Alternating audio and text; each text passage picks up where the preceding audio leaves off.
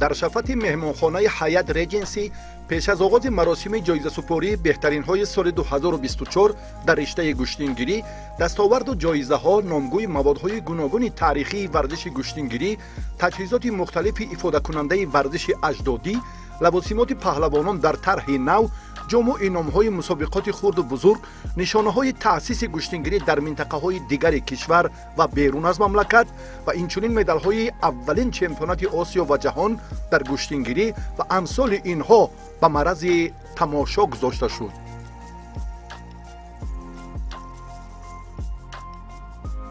گوشه دیگر برای مصاحبه و تهیه برنامه‌های علاهیده معرفی با نمایندگان وسایط اخبار عامه آراسته شده بود که الکی پیش از سرشوی چاره‌بینی روزنامه‌نگاران ساحه ورزش کار را شروع نمودند.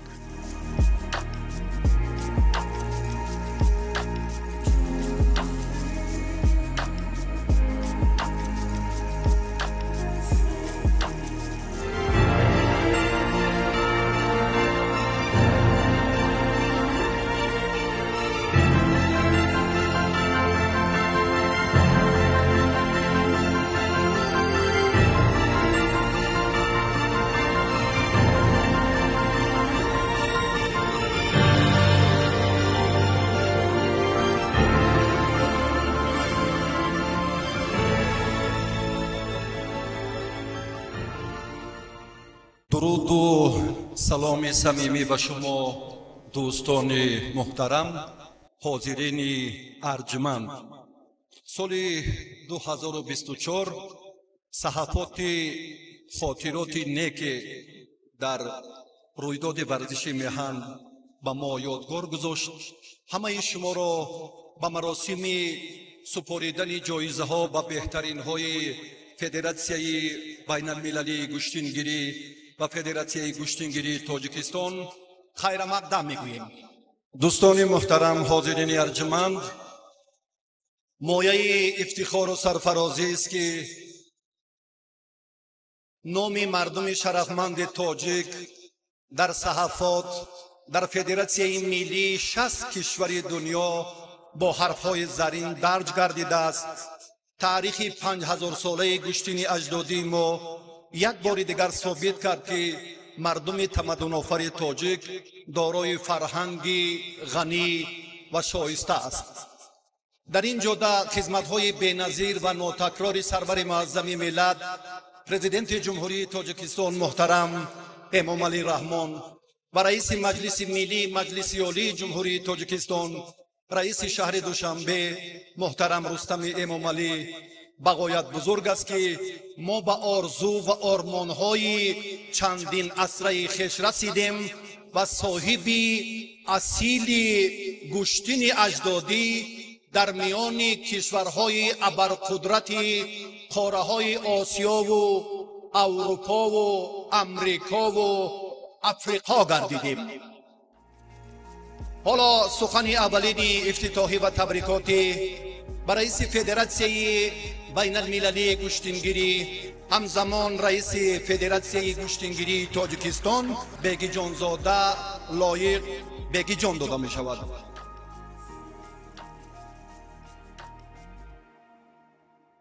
مایه افتخار و سرفرازی است که امروز با تلاش و کوشش‌های پیوسته حکومت مملکت گوشتین ملی مقام بین المللی کسب نموده جمهوری تاجیکستان میزبان مسابقه های سطح بانفوذ اوید به این نمودی ورزش می شود.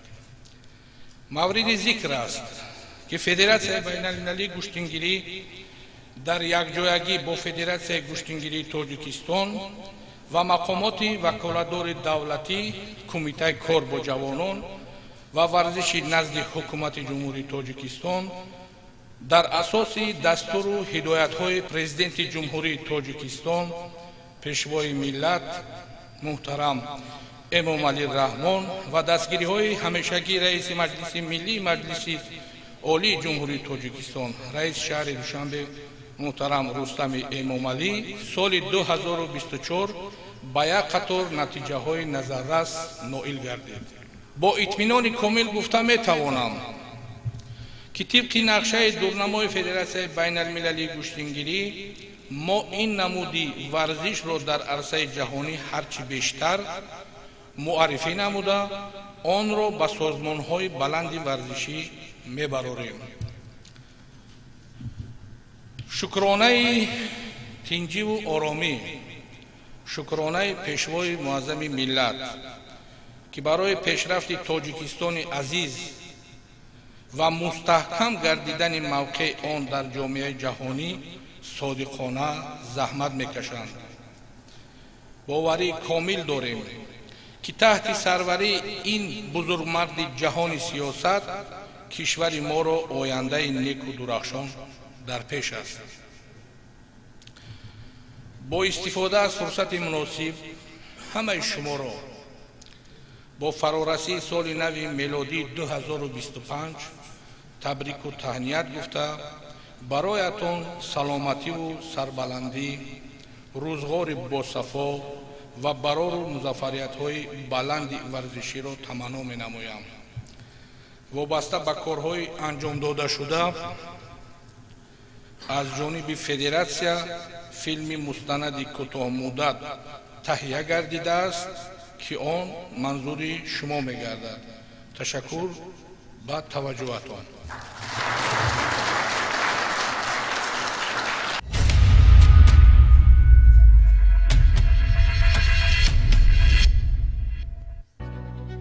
гӯштини миллии тоҷикӣ гӯштине ки қарнҳо боз арзи ҳастӣ дорад. гӯштине ки дар қалби мо таҳамтанӣ, дар рӯҳияи мо шуҷоату ҷавонмардӣ, дар ҳифзи меҳану миллат, фурӯтаниву нангу номус ва устувориро ҳамеша тарбия мекунад.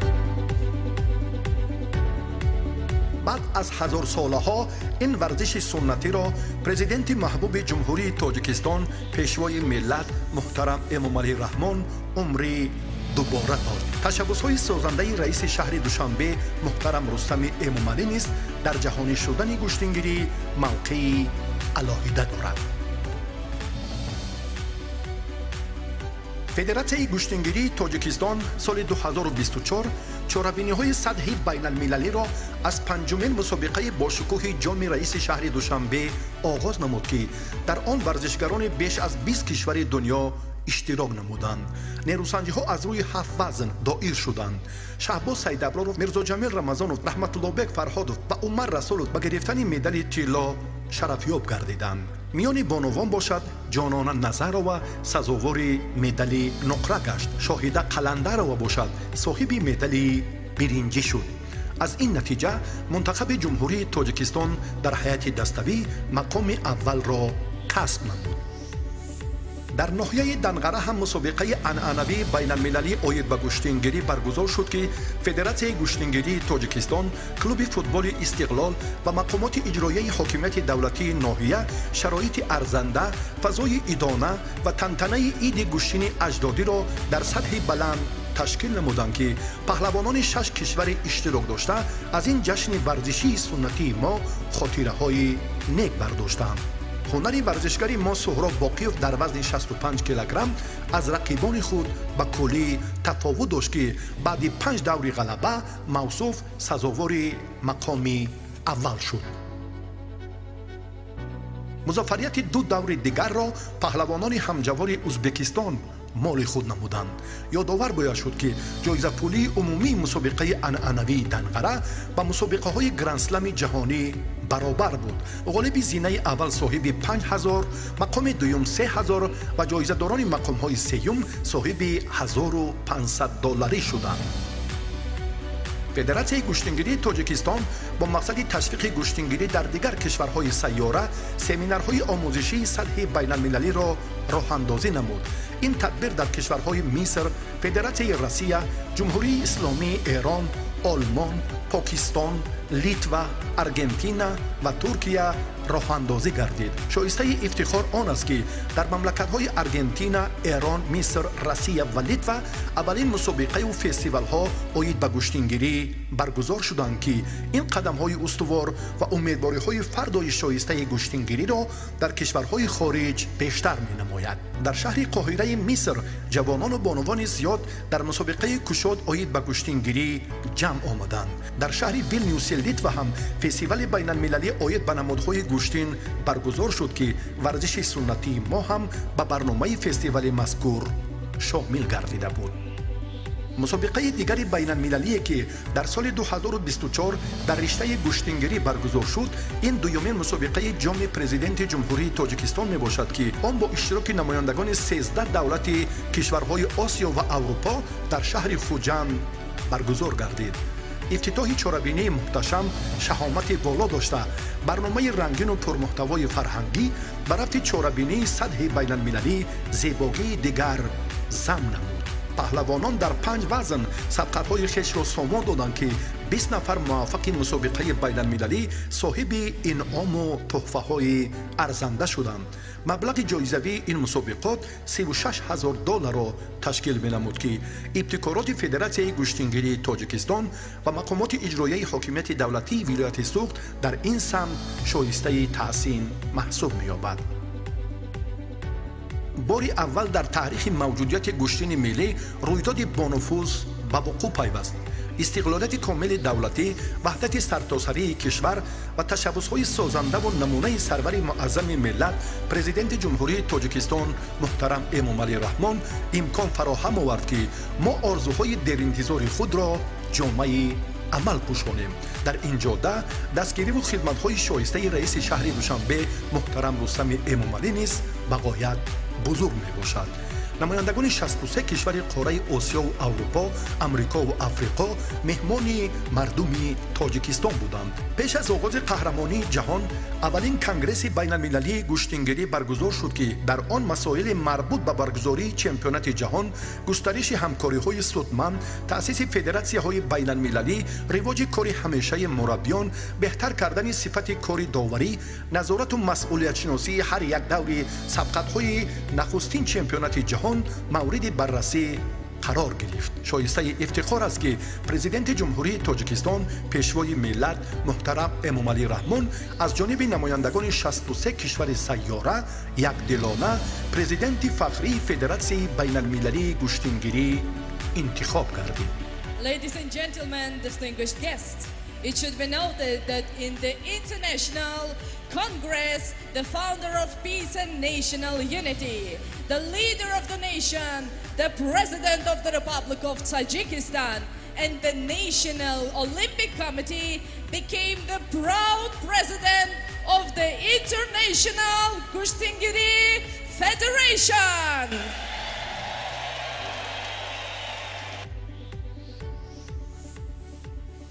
пеш аз оғози расми ифтитоҳи қаҳрамонии ҷаҳон, сарвари давлат муҳтарам Эмомалӣ Раҳмон ва раиси шаҳри Душанбе муҳтарам Рустами Эмомалӣ аз музеи навтаъсиси Федератсияи гӯштингирӣ дидан намуданд. ёдгориҳои таърихӣ роҷеъ ба пайдоиши гӯштингирӣ, хотираҳои неки замони гузаштаю дастовардҳои шоистаи варзишгарон дар музей маҳфуз буданд ки давраҳои гуногуни таърихи бостонии гӯштингириро собит менамуданд. меҳмонони олиқадр ҳамчун рамзи хотира ба яктагҳои гӯштингирӣ соядаст гузоштанд. маросими ифтитоҳи нахустин чемпионати ҷаҳон бо шукӯҳу шаҳомати зиёд баргузор гашт ки дар он президенти ҷумҳурии Тоҷикистон муҳтарам Эмомалӣ Раҳмон ва раиси шаҳри Душанбе муҳтарам Рустами Эмомалӣ иштирок намуданд. сарвари давлат муҳтарам Эмомалӣ Раҳмон ин рӯйдодро дар таърихи мавҷудияти халқи тоҷик саҳифаи нав унвон карданд. ҳузури ҳар яки шуморо ба нахустин чемпионати ҷаҳон оид ба гӯштингирӣ ки дар пойтахти сарзамини биишносои Тоҷикистон шаҳри Душанбе доир мегардад, самимона хайрамақдам мегӯям.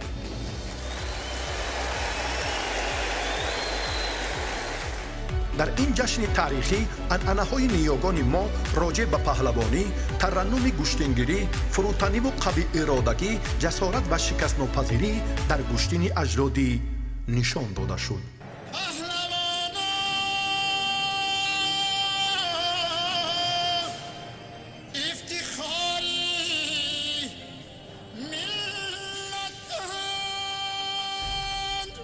ба мерос гузоштани майдондориву паҳлавонӣ барномаи алоҳидаи театрӣ кунонидашуда буд ки васфи ҳамаи барӯмандӣ ва анъаноти шоистаи ниёгони моро در پی داشت و خصوصیت‌های خاص پهلوانی نیز در آن جایگاه علاهیده خود را اشغال نموده.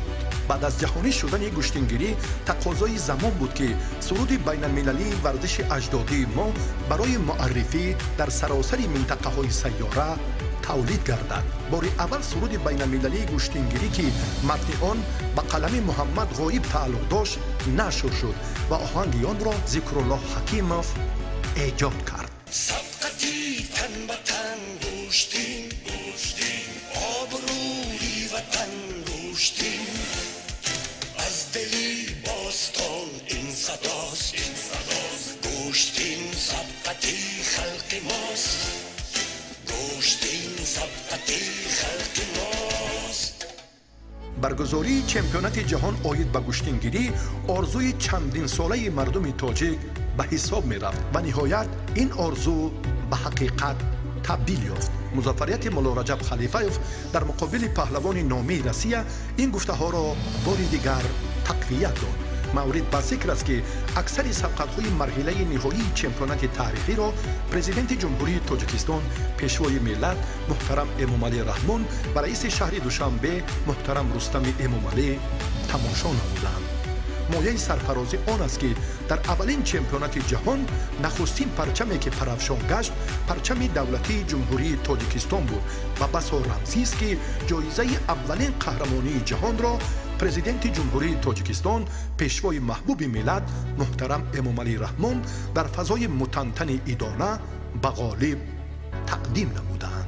مسعود احمدزاد نیز به دلهای میلیون ها مخلصان گشتینگیری شادی آورده در وزن 71 کیلوگرم ظفر یافت و به شرافت پیروزیش پرچم جمهوری تاجیکستان دیگر باره پرافشان شد. حق نظرف نیز با غلبه های پی در پی خود عنوان قهرمان جهان را در رشته گشتینگیری بار اول صاحب گردید. مهارت ناتکرار کرامت الله حکیموف در مرحله نهایی قهرمانی جهان و مخلصان نشاط و سرور آورد. شکر محمد میرمحمدوف در وزن از همه گران نمونه بودن خود را میان پهلوانان کشورهای اشتراک داشته چمپیونات جهان نشان داد. موصوف برنده اولین مدال چمپیونات جهان عاید به گشتینگیری گردید. گردآفریدهای ما شاهد قلندر و به دریافت مدال نقره و مدینه قربانزاده به گرفتن جایزه سیوم چمپیونات جهان در رشته گشتین اجدادی شرفیاب شدند که این رویداد برای ورزش بانوان کشور صحافت جدید محسوب می‌یابد. همین نتایج تیم گشتینگیری تاجیکستان را در میان بیش از 60 کشور دنیا به مقام اول بود. نکته دیگری فرق کننده قهرمانی جهان عاید به گشتینگیری آن بود که بار نخست با ابتکار رئیس شهر دوشنبه محترم رستم امامعلی مبلغ عمومی جایزه پولی $400,000 مقرر گردید که این در جهان خصوصا در نمادهای گشتین به سابقه عنوان می شود. فضای متنتن ادانه مسابقات صحبت گرم و صمیمی پرزیدنت محبوب کشور محترم امامعلی رحمون با مخلصان خاطره های نیک مسابقات مذکور به حساب می روند و برای آغاز رشد دیگرباره گشتینگیری نه تنها در مملکت بلکه در کشورهای خارج نیز زمینه های مساعد را به بار می آورد.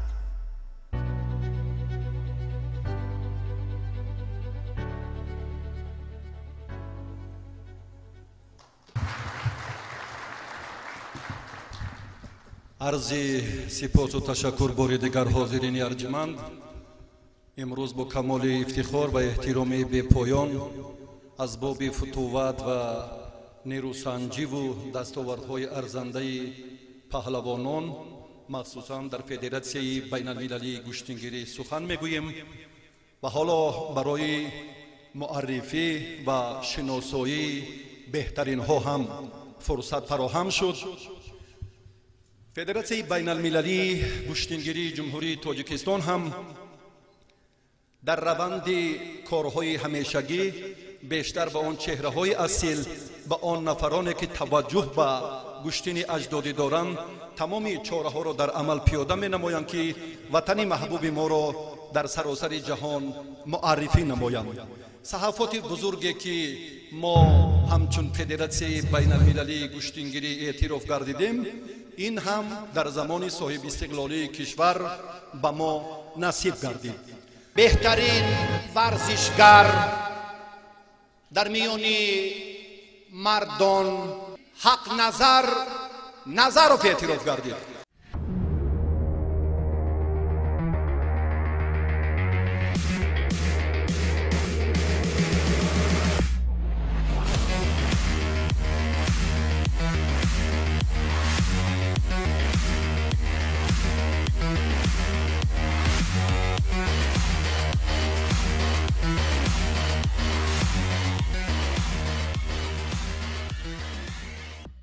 مهمانی ارجمند نایب پرزیدنت فدراسیون فوتبال تاجیکستان خورشید میرزا را به صحنه دعوت می‌سازیم و با بهترین ورزشگر سال 2024 میان مردان تحفه ها را تقدیم نمایند.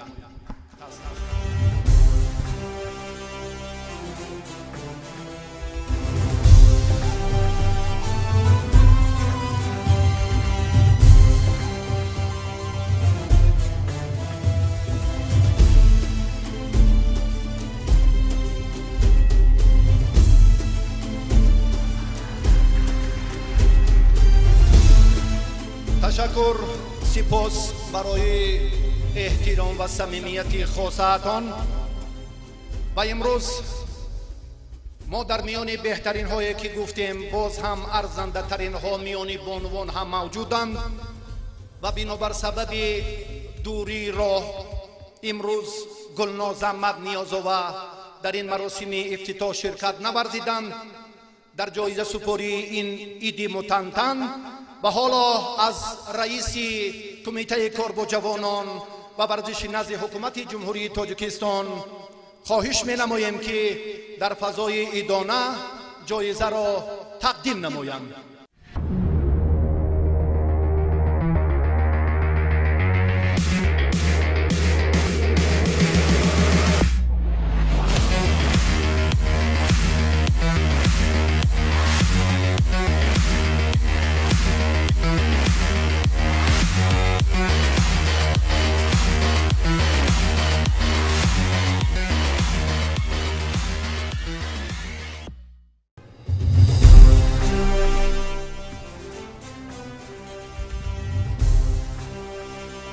گلناز احمد نیازآور اولین برنده مدال طلا در قهرمانی جهان گشتیگیری شد و ما از این سرفرازیم که چنین بانوان کشورهای همجوار هم در گشتین اجدادی ما هنر بلند نشان دادند.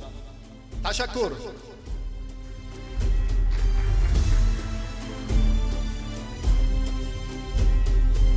حالا از راهبر دستگاه رئیس شهر دوشنبه قربانزاده عبدالله خواهش میکنیم که به صحنه آیند و نامیناسیون بهترین مربی سال 2024 را در سطح بین المللی معرفی نمایند. بهترین مربی خورشید عبیدالله.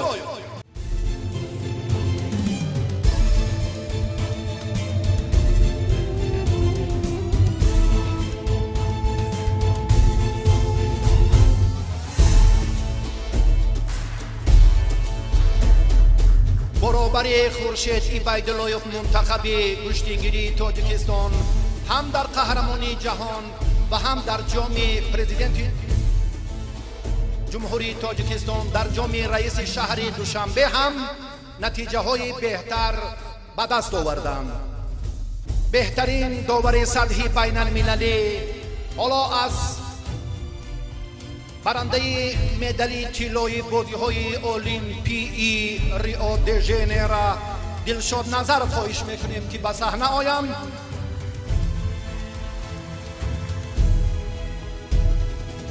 بهترین داور سطح بین المللی بهادر حلیمov.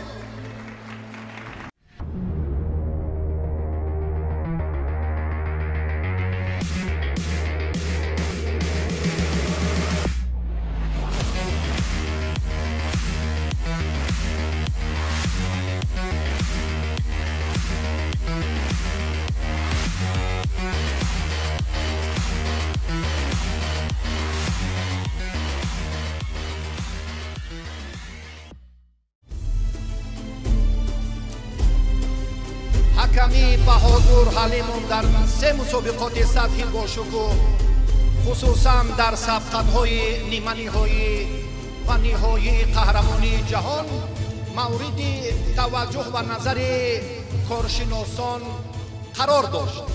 муборак бошад.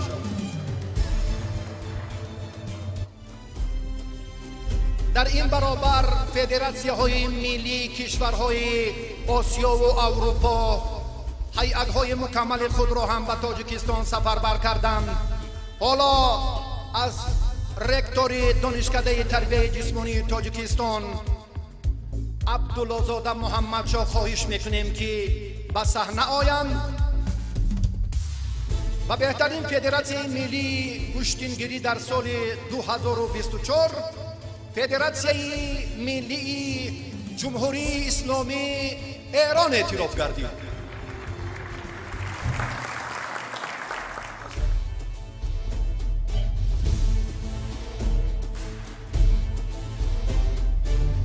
қавӣ будани ҳайати дастаи эрон ҳам миёни мардон ва ҳам миёни бонувон дар се мусобиқаи нуфузи байналмилалӣ дошта ки соли равон дар тоҷикистон баргузор гардиданд як бори дигар собит намуд ки ҳамзабонони мо эҳтиром ва самимияти хоса ба рушди гӯштини аҷдодии мо доранд.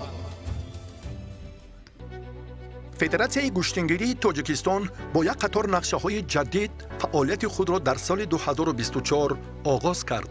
аввалин мусобиқае ки рӯи даст гирифта шуд ин чемпионати ҷумҳурии тоҷикистон буд ки барои муайян кардани ҳайати мунтахаби кишвар ҷиҳати иштирок дар мусобиқаҳои сатҳи байналмилалӣ муфиду саривақтӣ унвон мешавад ки дар он зиёда аз 250 нафар варзишгар аз тамоми манотиқи кишвар иштирок дошт. ҳадафи дигари ин чорабинӣ пайдо кардани чеҳраҳои асосӣ ва рохат гирифтани паҳлавонон ба панҷумин мусобиқаи ҷоми раиси шаҳри душанбе оид ба гӯштингирӣ ба ҳисоб мерафт.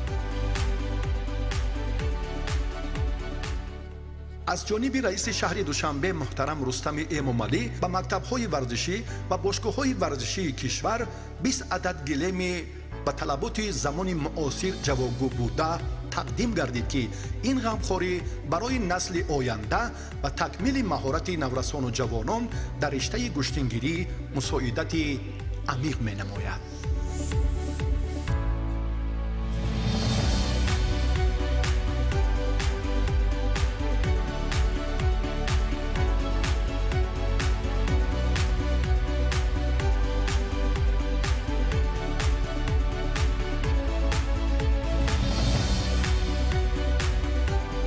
моҳи мард дар тоҷикистон оғози мавсими гӯштингирӣ ба ҳисоб меравад, чунки дар арафаи ҷашни байналмилалии наврӯз дар гӯшаву канори кишвар мусобиқаҳои гӯштингирӣ ба миён гузошта мешаванд. ҳамкориҳои судманду самарабахши федератсияи гӯштингирии тоҷикистон ва мақомоти иҷроияи ҳокимияти давлатии шаҳру ноҳияҳои ҷумҳурӣ бобати рушду равнақи варзиши суннатӣ ва такмили кори фардои мураббиёни гӯштини миллӣ самараи дилхоҳ ба бор овард. майдони гӯштингирии ҷамоати деҳоти кангурти ноҳияи темурмалик барои паҳлавонон ва мухлисони ин варзиши суннатӣ ошно мебошад, зеро ки ҳамасола дар ин ҷо мусобиқаи гӯштингирӣ бо шукӯҳу ҷалоли хоса баргузор мегардад ва паҳлавононро аз саросари ҷумҳурӣ ва берун аз тоҷикистон ҷамъ меорад. имсол ҳам мусобиқаи гӯштингирӣ дар макони зебоманзару паҳлавонпарвар бо ҳузури варзишгарони шинохтаву умедбахши тоҷикистону ӯзбекистон доир гардид ки варзишгарон маҳорату ҳунари арзанда нишон дода соҳиби тӯҳфаҳои шоиста шуданд.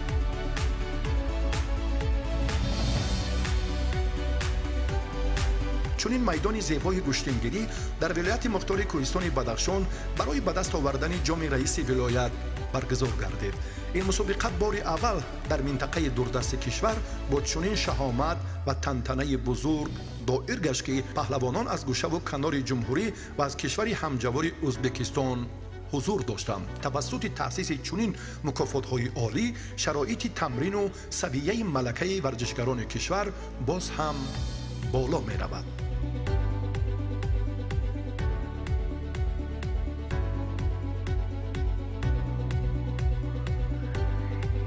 امسال در یک قطار شهر و ناحیه‌های جمهوری عید گوشتین ملی تنتنه داشت و در برابر دیگر میدان‌های گوشتینگیری مکان برگزاری مسابقات ناحیه خاورین را میتوان بزرگترین مرکز برای گوشتینگیری عنوان کرد که در اینجا 50,000 نفر مخلص جمع آمده بود. امسال هم پهلوانان فدراسیای روسیه، بلاروس و ازبکستان مهمان مردم ناحیه خاورین بودند. هیئت داوران فدراسیای گوشتینگیری دوام 6 ساعت رقابت‌های پهلوانان میدان را حکمی نمودند. تأسیس 3 مکافات عالی افاده آن است که امروزها دولت و حکومت جمهوری تاجیکستان برای تشویق و ترغیب ورزش سنتی مراکز بیشتر ظاهر می نمایند. کامیابی اکثری رقابت‌های انفرادی را در وزن‌های مختلف پهلوانان تاجیکستان و ازبکستان به دست آوردند. شهامت گوشتین ملی ناحیه مومن‌آباد نیز از خاطر مخلصان هرگز دور نخواهد شد، زیرا در اینجا گران وزن‌های دو کشور همجوار تاجیکستان و ازبکستان تا مرحله مکافات عالی نیروسنجی کردند. هیئت داوران فدراسیای گوشتینگیری زورآزمایی‌های 300 نفر پهلوانان میدان را حکمی کردند که چهاره‌بینی در سطح بلند کسبی برگزار شد.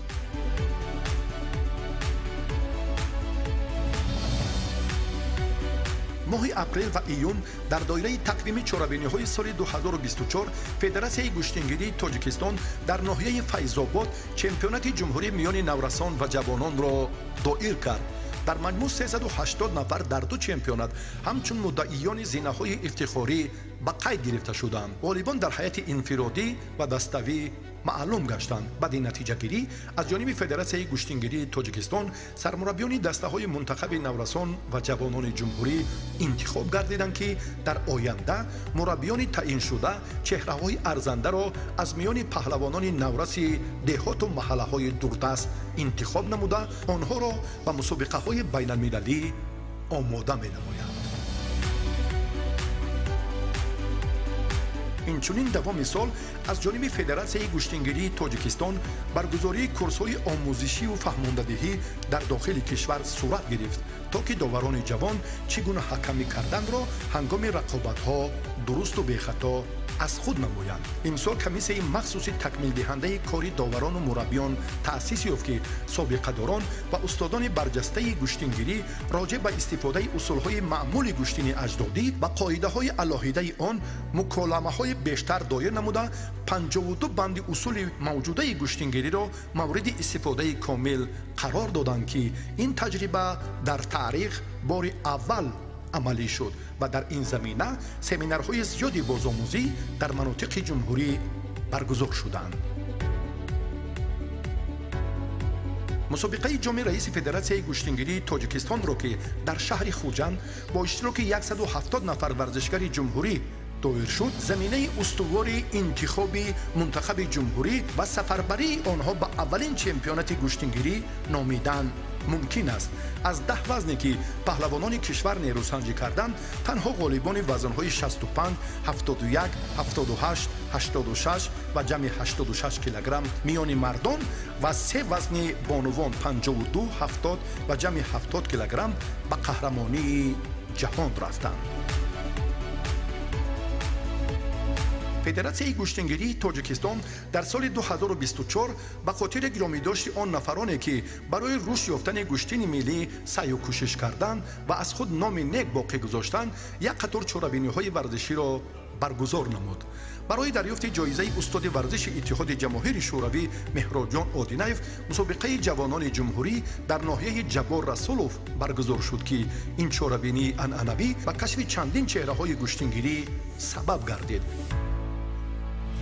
همین تدبیر در شهر کولوم نیز از جانب فدراسیون روی دست گرفته شد که نورسان سالهای تولدشان 2006 2008 برای دریافت جایزه سعید شریف نیروسنجی کردند. دسته‌های جوانان شهر و ناحیه‌های جمهوری در مسابقه برای دریافت جایزه استاد جماهیر شوروی جنگی خان دولتوف رقابت‌های خویش را در شهر کولوم دایر کردند. خاطره نیک پهلوان شناخته مملکت جوانان زیادی بالای قد را جمع آورد که نیروسنجی‌های جالب و عبرت بخش را ما شاهد شدیم.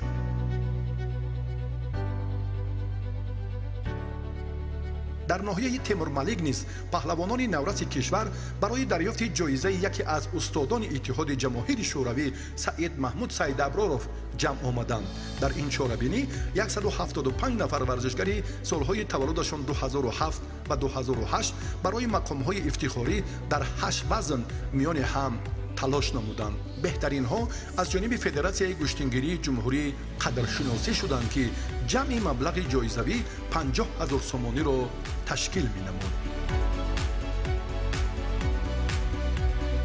ноҳияи Файзобод низ макони баргузории мусобиқаи ҷумҳуриявӣ барои дарёфти ҷоизаи устоди иттиҳоди ҷамоҳири шӯравӣ Муҳаммад Довуд Одинаев интихоб гардид, ки рақобатҳои 8 вазни маъмули паҳлавонони навраси мамлакат шаҳомати хосаи худро доштанд.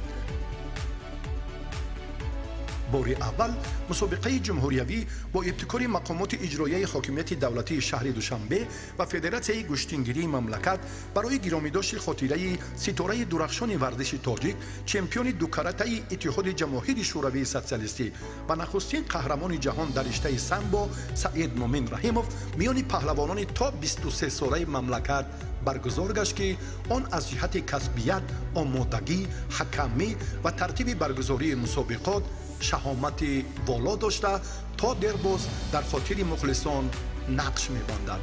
паҳлавонони ғолиб бо унвони муваффақ ба инъому тӯҳфаҳои кумитаи тадорукот дар фазои мутантани идона қадрдонӣ шудаанд. итминон аст, ки соли 2025 чорабиниҳои сатҳи ҷумҳуриявӣ ва мусобиқаҳои бонуфузи байналмилалӣ ҳам барои такмилу тақвият, барои беҳтар гаштани кори имрӯзаи доварону мураббиён ва барои муаррифии гӯштини аҷдодии мо гӯштингирӣ дар саросари ҷаҳон заминаи мусоид ба вуҷуд меоварад.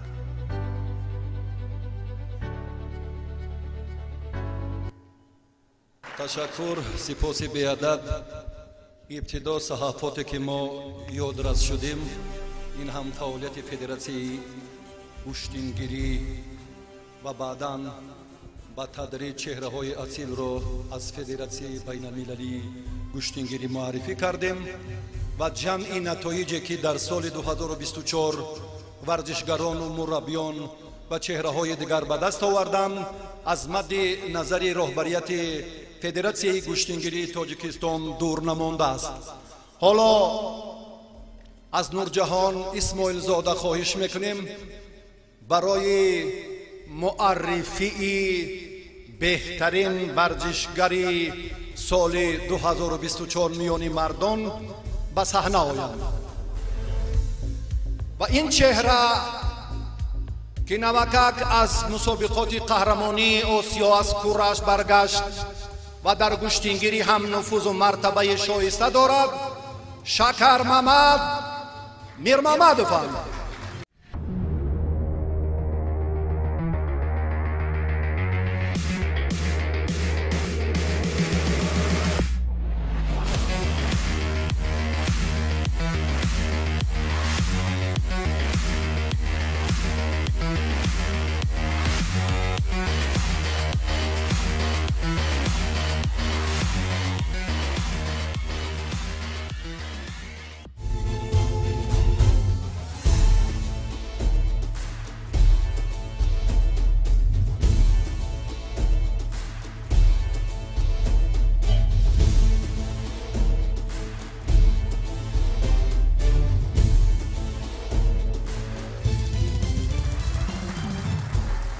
و بهترین ورزشگر بانویی که در سال 2024 مد نظر کارشناسان برجسته قرار داشت این کی هست؟ من از خورشید اقداد خواهش میکنم برای مکمل کردن این لحظه جالب به صحنه آیم و بدون مبالغه این نفر شاهد قلندر هستند.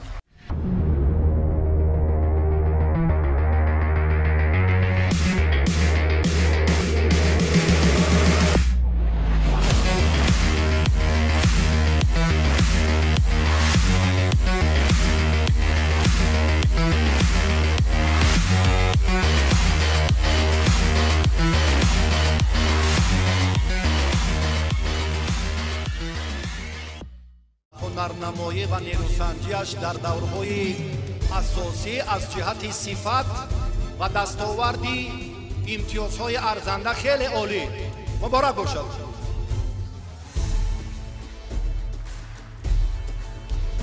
саломат бошед. ташаккури зиёд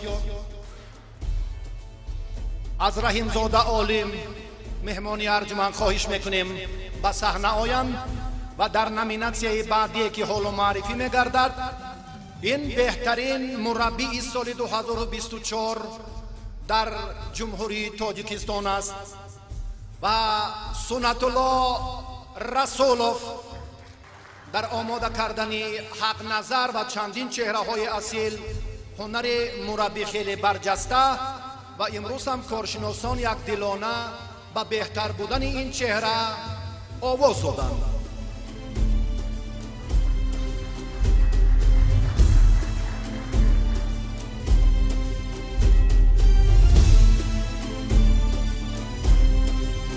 довари соли 2024 пеш аз оне ки ин нафарро маърифӣ созем, аз Қудратулло Ашуров ноиби раиси Федератсияи гӯштингирии Тоҷикистон хоҳиш мекунем ба саҳна оянд. такмилу ҳунаромӯзиву тараддуду ташвишҳои пайдарпайи мураббиёни барҷаста ва доварони минтақаҳои дурдаст дар соли 2024 хеле зиёд буд. аммо Раҳмоналӣ Шарипов аз ноҳияи Рашт ин сол ин номинатсияро бо малака ва ҳунари баландаш ҳамчун довари бо истеъдод соҳиб шуд.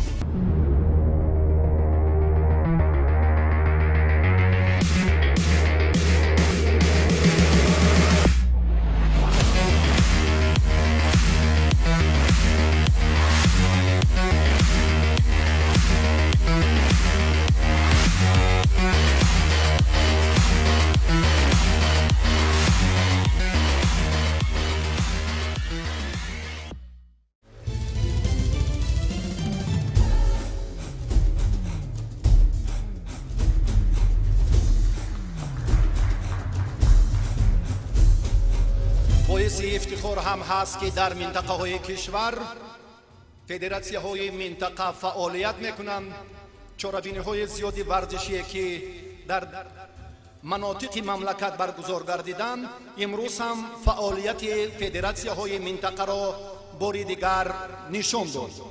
аз сарпарасти Федератсияи гӯштингирӣ, намояндаи ширкати Раббекс Отабек Раҷабов хоҳиш мекунем ба саҳна оянд ва Федератсияи беҳтарини минтақа, Федератсияи минтақаи шаҳри Куло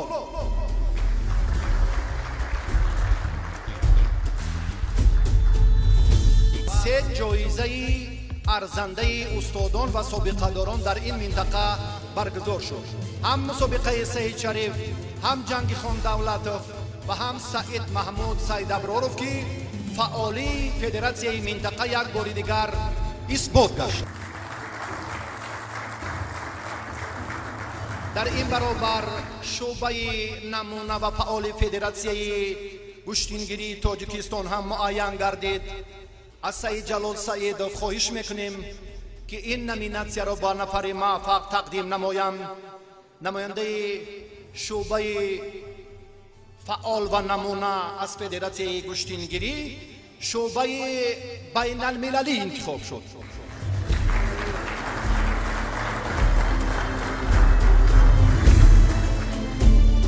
дар омода кардан даъват ҷалби дастаҳои мунтахаби кишварҳои аъзои Федератсияи байналмилалии гӯштингирӣ ва коргузории Федератсия намуна бошад, ин ҳам хизмати арзандаи шӯъбаи байналмилалиро як бори дигар собит сохт. ва албатта заҳматҳое ки пайваста мадди назар аст, ин корманди беҳтарини Федератсия аз Зуҳуршоҳ Нурмуҳаммадзода хоҳиш мекунем ки ба ин нафар тӯҳфаро тақдим намоянд ва беҳтарин корманди Федератсия дар соли 2024 عبدالله سید خوجایف.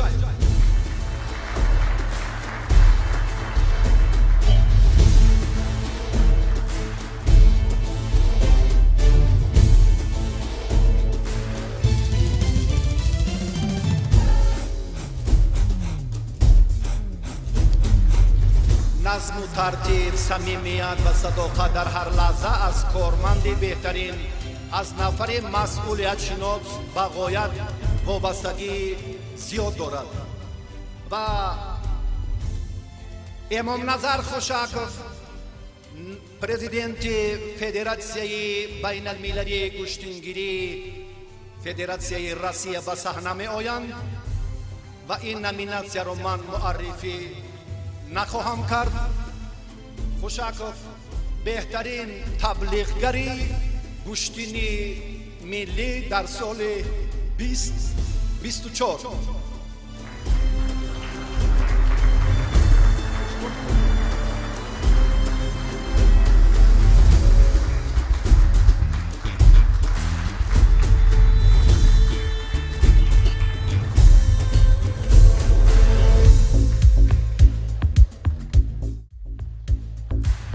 حالا برای معین کردن بهترین سرپرست از دیرکتوری مؤسسه دولتی تلویزیونی ورزش نوریان پرویز خواهش میکنیم به صحنه آیند. بهترین سرپرست سال 2024 کارخانه واحد دولتی ایروناویگاسیا.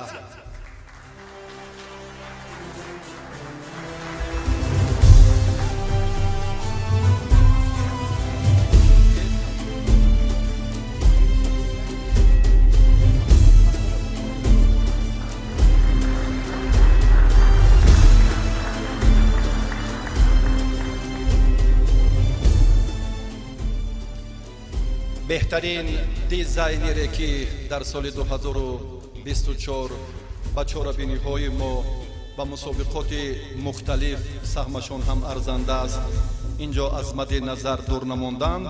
یک بار دیگر برای صمیمیت و صداقتشان تشکر میگوییم و از فرهاد رسولزاده خواهش میکنیم که تحفه را به محمد صالح تقدیم نمایند.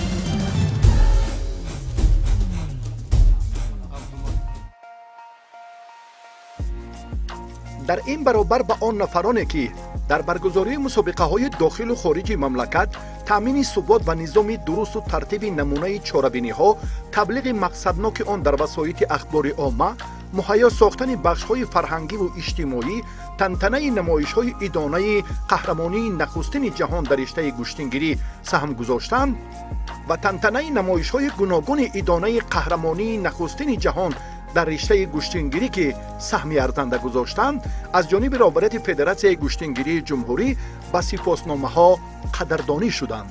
در آخر رهبریت فدراسیای گشتینگیری جمهوری زحمت و تلاش های پیوسته سابقه‌داران را به این نوبت گرفته به آنها در عرفه عیدی در پیش ایستاده تحفه های پولی تقدیم نمودند. آنچه را که ما و شما در آینه میبینیم، پیران کار در خشت خام آن را بهتر میبینند. این افاده تجربه است، افاده صمیمیت است که یک عمر برای رشد به میلان گشتین اجدادی ما، تشکل طرز حیات سالم و وحدت ورزشگران، صداقت آنها به میهن و ملت خدمتی ارزنده کردند و ما از این صمیمیت و ما از این خدمت‌های شایسته افتخار میکنیم. ما با سرود نفوذ بین المللی داشته که در سطح جهانی گشتینگیری ما را اعتراف کردند، مراسم جایزه سپاری سال 2024 فدراسیای بین المللی گوشتنگیری و فدراسیای گوشتنگیری را به انجام می‌رسانیم. سعادت شما آرزوی همیشگی ماست. مردهای کمر بسته ها، پیکرین هر کدام آهنین، روحی هر سور سنجش متین، صدقتی تن به تن